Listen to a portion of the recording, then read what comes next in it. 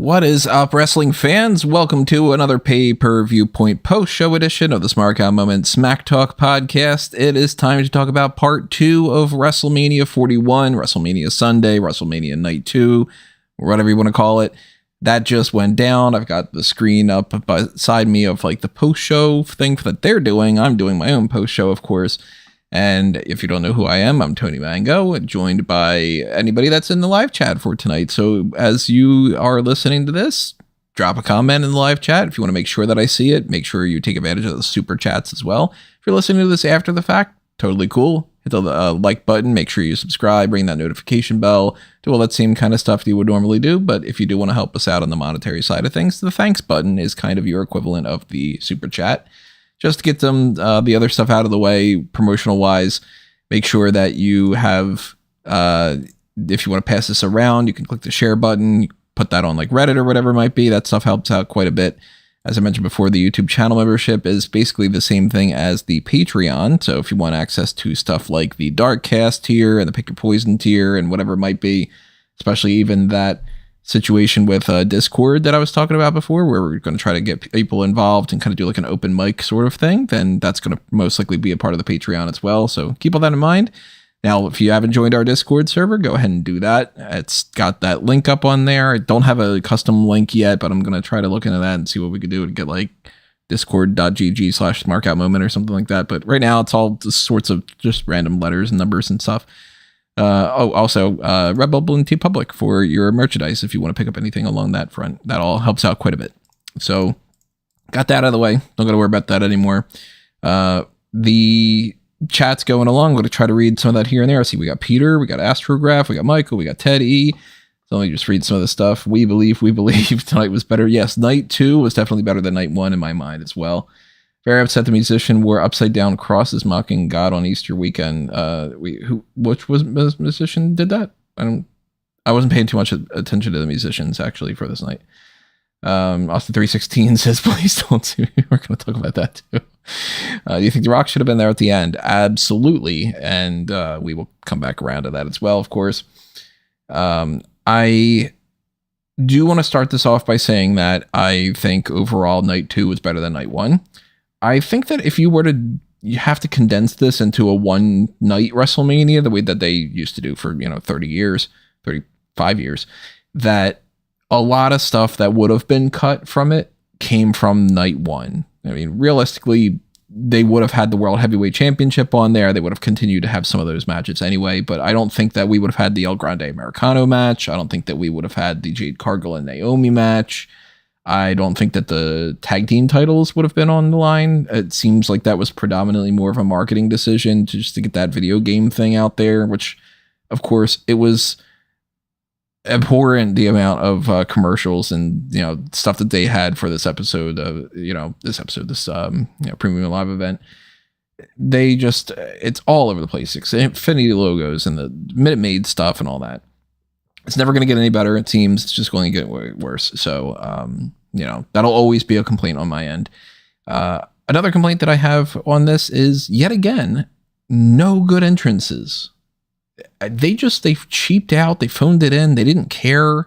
I don't know. They didn't do any good entrances this year. Out of everybody that came out for WrestleMania this year, none of them felt like ones that we've had before in the past.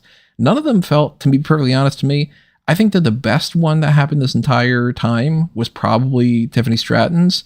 And that felt like that should have been like the 5th best of WrestleMania, the way that we had in the past.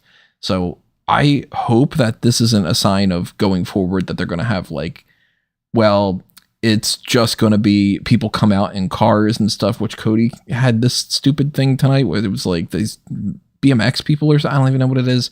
I don't care about like dirt bikes and all that anyway, but I thought that for this to be like, WrestleMania 41, it's a big deal. It's Ted says in the chat here, especially the fact that they're in Vegas, you would think that it would be more of like a showmanship aspect to it.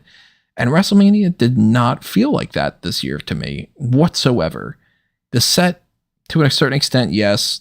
In other ways, it was pretty cool. The set was, but the entrances, they took that out of there. And I hope that I'm not the only one that thinks so, because if I'm the only, if we're in like the minority, then they're going to just continue to do it like this. And they're going to be like, oh my God, wasn't it so great that we had people come out to their normal music and they just happen to wear a hat to the ring or something, like, so when it comes to that, I'll read a couple other things in this chat before I move on to another subject. They're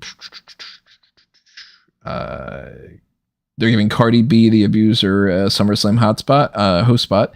I am not a fan of Cardi B. I don't know too much about her backstory, but I did hear that one story, and I think that it's ridiculous that people just like bypass that. And it's like, nah, that's okay. No, she seems like a piece of shit too. The night one main event was way better. In the ring, I think that night one's main event definitely outclasses this. As far as like storyline potential going forward, even though Paul Heyman and like what he does is obviously a major hook for what's going to happen in the next couple episodes of, Raw, SmackDown, whatever it might be. And then like we'll learn what the future is when it comes to that, if he's going to stick with Seth Rollins or if that's just a means to like screw the other two. That has a lot of potential, but I'm more curious about the John Cena title win, which of course, if you want to know the spoilers for the, it's not really spoilers. If you missed the show and you want to know spoilers, quote unquote, John Cena won the title. So we're going to talk about that. No backstage promos today with celebrities in the back. Yeah, they just had them all sitting ringside and they just would cut to, this is this rapper, and this is this welterweight, whatever, or this is an actor from this thing. I don't know like any of these people. So I was like, I know Vanessa Hudgens and I know that Dean Norris is like a cop in everything that he's ever been a part of. So, what else we got on this? Rock was in Hawaii. Screw the Rock. We'll talk about him later. He should have been a part of this. Women's triple threat was match of the night easily. I would probably agree to that. Damian Priest song. Oh, that was the one that you were talking about. Tony would book a better card and show. I think that I would. If you're talking about Tony Khan, I don't think so. But yeah, I think that I would. I'm happy that Dom won. We'll talk about that too, of course. Wow, a hat. Yeah. Instead of woo, now it's who. Is that for like a you can't see me or something? It's like they were using the celebrities in the crowd as part of Mania. You got to bring more people in. Creative Triple H. Tony Mango is a better booker than Triple H and Tony Khan. I agree to this. I endorse this. This should be a thing. It should be on t-shirts. People should wear that to, bring the signs. Yeah, bring a sign that says Smark Out Moment and bring a sign that says Tony Mango would be a better booker. The only person that would be a better booker than me is Booker T. Stupid joke. I had to make it. Anyway, so let me move some stuff on my screen, actually, because I don't see the point in me being able to just see myself and not see the match list, and then, kind of continue on with that. Let's see, triple threat match. Okay, so, well, pre-show wise, correct me if I'm wrong, but I didn't overhear anything at all that was worthwhile to talk about on the pre-show. Not unlike, the complete opposite when it came to yesterday, where they were announcing the AAA announcement and the switchover with Bayley and everything like that. So that didn't carry over into today. The pre-show was just people talking. Then you go to the main show. It starts off women's world championship match. Io Sky retains over Bianca Belair and Rhea Ripley, and she does so by pinning Bianca. So Bianca, at this point, they were trying to, do it like a little bit of an undefeated thing with her for a while, and they were saying that she, hasn't been pinned or anything, that she's only lost in a battle royal, and I couldn't even remember that had happened when she was around or anything, so I thought that was kind of interesting. But now that's out the window. I mean, Bianca Belair has definitively lost. It's not even like she lost the match by Rhea being pinned. No, Bianca lost. So no more Undertaker streak when it comes to her. And I kind of had the feeling going into this that Io was going to retain, mostly because they slotted her in there and then they made the story afterward that she was this overlooked underdog. I don't like the idea about Io having the championship right now. I felt like her title reign was pretty underwhelming, to be honest, because let's face it, part of what I like is storylines. And when you get somebody like an Io, who's like, she's predominantly great because of what she does in the ring, rather than the promos that she cuts or the feuds that she's in or anything. It's basically more so Io is a great wrestler. She's not a great sports entertainer when you compare her to people that are, they can do like the storyline stuff and then they can't do it in the ring. It's like kind of, 50-50. So I don't love when Io is champion, because when she is champion, it predominantly becomes, I have to just wait until the next match, and I don't tend to love the feuds. So I'm hoping at this point that Io retaining at Mania is more so, well, we didn't want to make it so obvious that like she would lose, so we're going to keep this going a little bit, and then the title's going to change around like Backlash. If it's not the case and Io continues to be champion going forward, then I'm kind of thinking that they're setting her up for something post-draft, at least. And whether that's Bianca wins it, whether it's Rhea wins it back, or it's like, Jade wins it, or Charlotte somehow switches over and, wins a belt from Io or something. I don't know. But I think it's a shame that Rhea didn't do better in this year's WrestleMania and this whole storyline. I think that Bianca was kind of just thrown in there as like, we need to just make sure that Bianca does something. So they could have done better with setting anything like this up. But when it comes to match itself, you get three of the best people that are in the ring together, and that they're going to put on a good show. They did. Match was great. Probably the match of the night. I forget who had said that earlier, but I agree.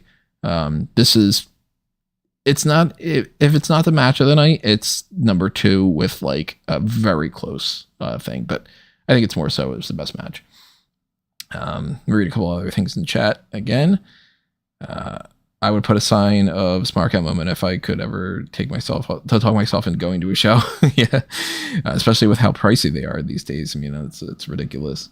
Did you see that sign that said, "I just yeeted"? I like Drew McIntyre's tweet that he put out yesterday of he's been yeeting for hours. The Simpsons reference. He's always good for Simpsons references. Booker T fell asleep at the Hall of Fame. Yeah, he did. A lot of people did. Nothing notable happened on it. You didn't miss much for the pre-show. Yeah.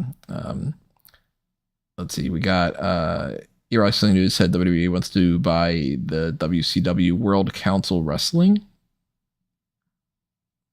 I don't know.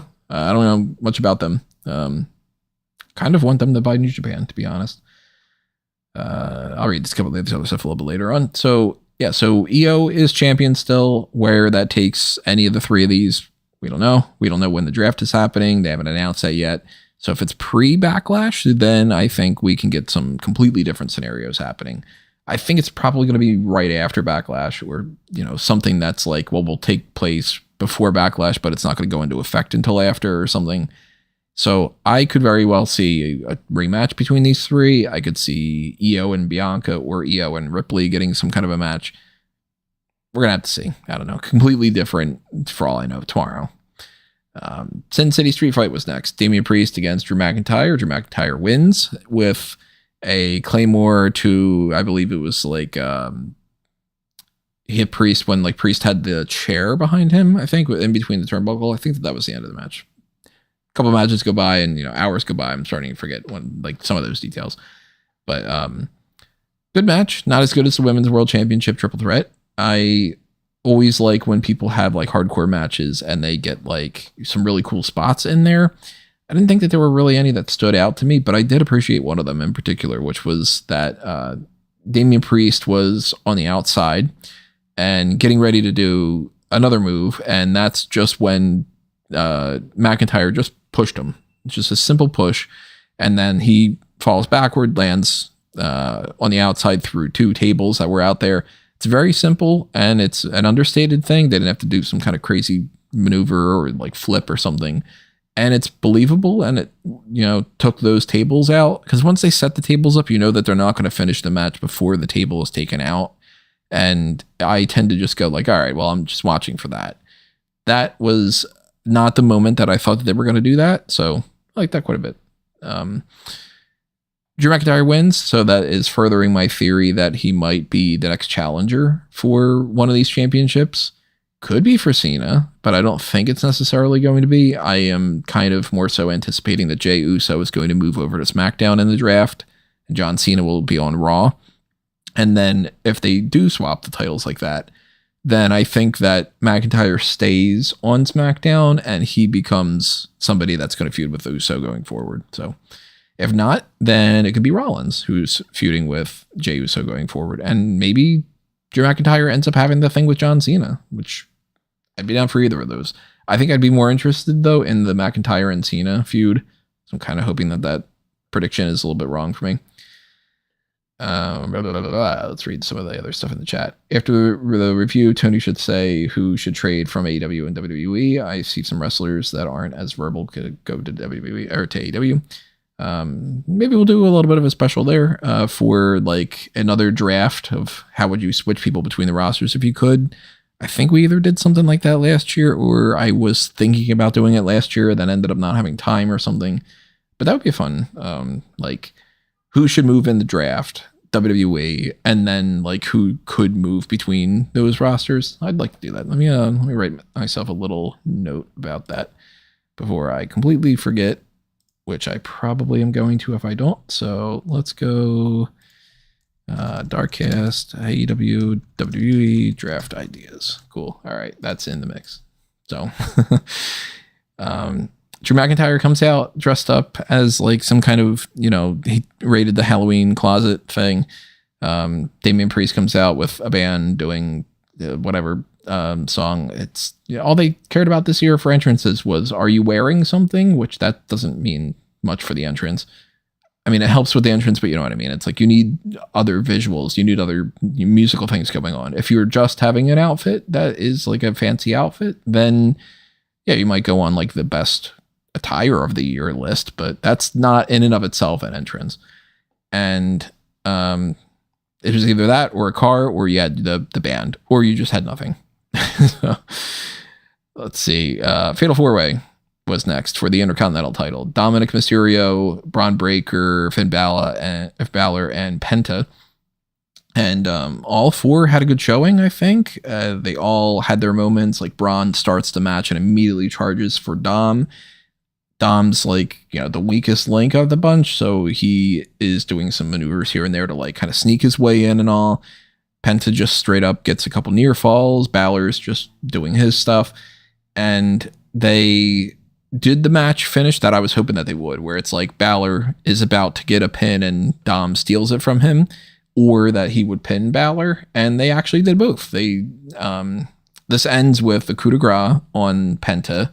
So you keep Bron out of the mix so that way you don't say that like, he would have lost or something. And Mysterio follows up the coup de grace with the splash. So he splashes to both of them and then he pins Balor. That is easily the most interesting scenario that they could have done, because at that point, not only is he champion, which is going to be interesting going forward. We haven't had a Weasel Intercontinental title holder for a little while because Gunther held it for, like 700 days. And the continuation of the storyline of the Judgment Day falling apart. This is more to spark that dynamic than if they would have just had Dom pin Penta, for instance. Now we can cut straight to the idea of, well, if Balor starts bitching and complaining about it, then they kick Balor out. And then you start playing around with, well, do you turn Balor babyface? Do you send him off to the other roster and split them up in that way? Way more interesting scenario coming out of this than if it would have been like Bron Breakker retains or something. Bron, in the meantime, he can go up to the upper mid card, start feuding with some other people, get some, reps in to head towards the main event level. I think this is the right. Penta had a good showing, so he doesn't look bad at all. Everybody played their parts exactly how they should. I thought this was very good. Let me read a couple things in the chat again while I am drinking a little bit of water. Bron Breakker probably beats Cena for the title. I think he is one of the top 3 most likely options. I'll come back around it. We'll talk about that with John Cena. If WWE trades for AEW wrestlers, can they have those regular wrestlers have regular jobs like janitor? MJF would make a great rep. Something else that happened in this match that is worth talking about is when Carito got involved and he took the top off of the commentary table and just yeeted it into the crowd. He not up fully into the crowd, but he chucked that thing without any regard whatsoever that it could potentially hit anybody ringside. Well, there's a little section around the one turnbuckle that it seems like a group of like 3 or 4 people were like either hit by it or that they were close to being hit by it. And at the time I was looking and I was like, oh, the guy and the woman with like white hair, I thought that they were the ones that would potentially have gotten hurt. We're going to come back to them a little bit later because it's one of the weirdest things that happened tonight. Speaking of weird, though, Randy Orton came out for his open challenge, and the open challenge was, of course, a mystery opponent. I was hoping for Nick Aldis, but I was thinking it was going to be Rusev. I thought that there was maybe a chance still that it could be some kind of outsider, but they crossed off Rey Fenix. They crossed off all the Andre people. I didn't think it made any sense for Aleister Black because they already said next week he's going to be returning on SmackDown. That wouldn't have made any sense.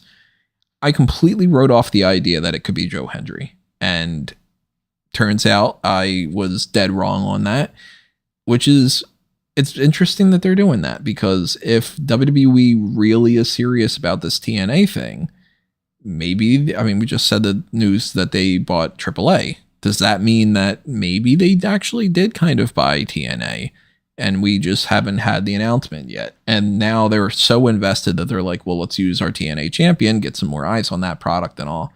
Because if not, then that's a really big favor that they just did to TNA. And that is going to potentially be, you know, a history making kind of thing. So in the future, we'll figure out what that means. Or it could just mean that they really liked Joe Hendry and they were like, this guy is fun. We want to give him the rub, and this will be a cool moment. We're going to get people talking, and we have no other better options, so let's just do it. Whatever the reasoning was, it's really cool that Joe Hendry had that kind of a moment, because, I mean, he's had a hell of a year, and it's got to be so cool to be like, oh, I'm not even working for WWE, and in the past year, I popped up on NXT, and I became a Royal Rumble competitor, and now he gets to have a WrestleMania match without even being a part of the roster. So that's kind of crazy. So the surprise was fun. He got a good reaction from the crowd, which is pretty interesting too. And they end up having a short match, but it's a good enough match for what it needed to be. And the little thing afterward, Randy Orton like picking him up and like raising his hand and all, you get like a sincere moment there. And then of course he undercuts it with an RKO, the way that everybody, you know, assumed he would have. Read a couple more things in the chat. Carlito will die to Bronze Spear. Third father son IC champs. Axel for Dom and Eddie. Yeah. Dirty Dom's a glorified jobber. He's champ. Yeah, but that's fun to have a Weasel champ every once in a while. He can be kind of honky tonk manish in some ways. Do we see face or heel turns after this show? I'm gonna post the after WrestleMania predictions pretty soon. Maybe tomorrow after Raw or something. Randy Orton doing the Hendry pose with his pose post-match popped me. Try to say that 10 times fast, by the way. I kind of feel that TNA was buried a bit. I look at it differently. I think that showcasing TNA at this spot, they get way more than a negative out of it. Because even though the champion lost pretty quickly, he didn't lose the title. So I think that that's kind of more their big thing. Logan Paul beats AJ Styles. I don't have much to say about this one. This wasn't really something that stood out to me as far as like great matches in WrestleMania history or something. It was fine. Maybe one of the weaker matches, maybe the second weakest match of the night. So it's weird how they ended it. Karrion Kross prevents, I think they said his name is Jeff or Joe or something. One of Logan Paul's friends. And he was going to do the whole thing with the brass knuckles. It was going to be like, okay, well, you know, it's the same match finish that we've seen before with Logan Paul. One of his friends comes out, does that. He uses brass knuckles. He wins. Karrion Kross stops the guy, and then he wants AJ Styles to use them. And then he decides not to. And then he just gets punched in the face and the pulverizer anyway. I didn't think that was a really great sequence. It could have been better, but it's really ultimately, it doesn't matter. It's just like, Logan Paul had a match at WrestleMania. That's all they really care about. Maybe Styles and Karrion Kross continue to do something afterward. Maybe that's just kind of the end of this. I don't know. But I'm kind of glad that Karrion Kross got involved at least, because that guy never gets any kind of like, he's never on the card at WrestleMania in a decent way. You know, it's kind of, his career's not in the spot that I think it should be. Pat said Orton would win win the title if he won. Oh, well, maybe he just didn't know. Becky Lynch then is the surprise tag team partner for Lyra Valkyria. They beat Liv Morgan and Raquel Rodriguez. They win the WWE Women's Tag Team Championships, which prior to this, I was like, all right, Bayley's not going to win. Now we got Lyra Valkyria is holding 2 titles, so I don't know how they plan on really getting around that. She's got to drop one of them relatively soon because she's not so much of a focal point that it would be like, all right, well, we need to put these 2 belts on her. So I guess they just they didn't have time to have her lose the Intercontinental title, and they didn't really care enough because we didn't get Chelsea Green on the card. Now I kind of feel like maybe she should have lost the IC title to Bayley. Maybe she should have had a feud ahead of time and she would have lost it to like an Ivy Nile or something, because how they go out of this, I don't know. I don't think that they're going to lose the titles to Gigi Dolan and Tatum Paxley on Tuesday, but maybe even that's how quickly they do.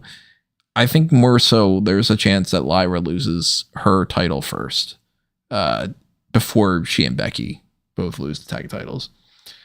Becky took out Bayley. I'm calling it. That's also a very good possibility. I think that they want to kind of tell that story again of like Liv Morgan and Raquel Rodriguez say that they didn't have anything to do with Jade Cargill. And then if they do that again here, well, they are proven right again like that. I think they could do that. I think that could lead to Becky being the one that beats Lyra for the Intercontinental title. Maybe that's another way that they go around doing that. I could also see it being that Liv Morgan and Raquel Rodriguez just win these titles back. And it's just, temporary thing just for the hell of it or something. I don't know. This was the weakest match of the night, though. And that's not surprising to say. Double check about one more thing about on here. All right. We get the main event. John Cena beats Cody Rhodes, wins the undisputed WWE Championship, comes out to the most understated performance he's had so far. Same thing with Cody Rhodes having his stupid entrance. They had about as good of a match as I was thinking that they were going to. I wasn't expecting this to be like some barn burner 5-star classic thing. That's not John Cena's thing to do. But they did the match. They did their main event. It's the type of thing that like people are going to remember moments more than they're going to like move by move match kind of stuff. And John Cena wins his 17th world title. So it's like the heel John Cena, his last WrestleMania, he wins the championship, all that good stuff. It's all wrapped in one. That's what people are going to remember more from WrestleMania this year than anything else. And they did that job well. Downside to it, I think that it's stupid that Travis Scott played a big part in this and that The Rock wasn't there at all, because I think that this idea of The Rock continually showing up, making it seem like he is a very important part of a story and then just disappearing so that nothing ends up really happening. It's really starting to be like, at this point now I'm expecting when he shows up that nothing will happen out of it instead of being excited about what it could possibly mean. I think that was a mistake. I think the Travis Scott thing was pretty stupid that he was involved. I don't know anything about him, but I don't like how they utilize him as like such a big deal. It kind of seems like shoehorning the celebrities in at some point. But Cody losing the title right now is probably the best time for that to happen. He holds it WrestleMania to WrestleMania. He loses it to a heel John Cena in this kind of scenario. He's not going to get buried whatsoever. So that's about as good of a loss as you can do. Cena holding the championship now going forward is one of the most interesting stories they can tell. So I think that's a really good idea. The 17th world title erases the Ric Flair thing. We don't have to hear about that anymore. So I think that's a good idea because Ric Flair now has one less, like, I always thought that Ric Flair doesn't deserve some of the credit that he gets. But I think that's the right decision. I think that it's a solid end to WrestleMania. I think that it's something that's going to be interesting going forward. So it's not my favorite WrestleMania of all time, but at the same time, I think that they did mostly what they wanted to do. And maybe some things are a B-, some things are a D, sometimes are somewhere in the middle with a C. Some of that's going to depend on how everything goes going forward. And, I'll be watching, I'll be reviewing stuff. You can find everything, of course, at smarkoutmoment.com, because that's, where we just have a hub for all this kind of content, whether it's like the articles or that's the podcast. You're going to find everything over there. I'll have stuff up on any wrestling news. I'll have stuff on the Ring Report. So check out the link tree, amangotree.com and anthonymango.com. They both give you the exact same thing going forward. All the link list and stuff, follow or subscribe or whatever it is on any of those platforms. I mentioned before the Darkcast. That's going to be something coming up soon. Maybe we'll do that AEW and WWE thing. Maybe we'll be doing something else. I still think that we're probably going to come back around and do the Hall of Lame sometime this week. So maybe I'll use that also as a means to get Rob's thoughts about Mania and everything, and Callum's as well.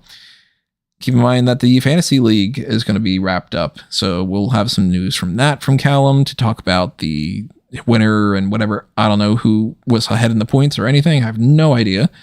I don't think that there's much of a chance that I would win this year's Fantasy League, but I guess we'll find out about that. Do you still do the movie review podcast? I haven't done a movie review point in many, many months, but that's mostly just because I've been too busy. But if you want to check out fanboysanonymous.com and everything else that's happening around the Fanboys Anonymous YouTube channel and everything like that, I'd love to be able to do more. And the more support that I get, the more that I will find the time to do those things. Looking to hear more from you later. These shows took a lot out of you to take a break. I survived WrestleMania. We'll put it that way. Cody had all the friends last year, but none this year. No, nobody was willing to help him with John Cena, I guess. So overall, though, that's going to do us in for this whole pay-per-view point. This WrestleMania weekend stuff is pretty much all wrapped up. We do have WrestleMania Raw. Technically, you can put it that way. WrestleMania NXT, whatever it is. So all that stuff. Check out more articles, more podcasts, hot tags. We'll come back around. We'll talk about more of that stuff. And show your support in all the ways that I mentioned. Thank you for doing that. Thank you for tuning in. Thank you for the live chats and everything. And I will see you next time. But for now, this has been another Smark Out moment. And I'm being counted out.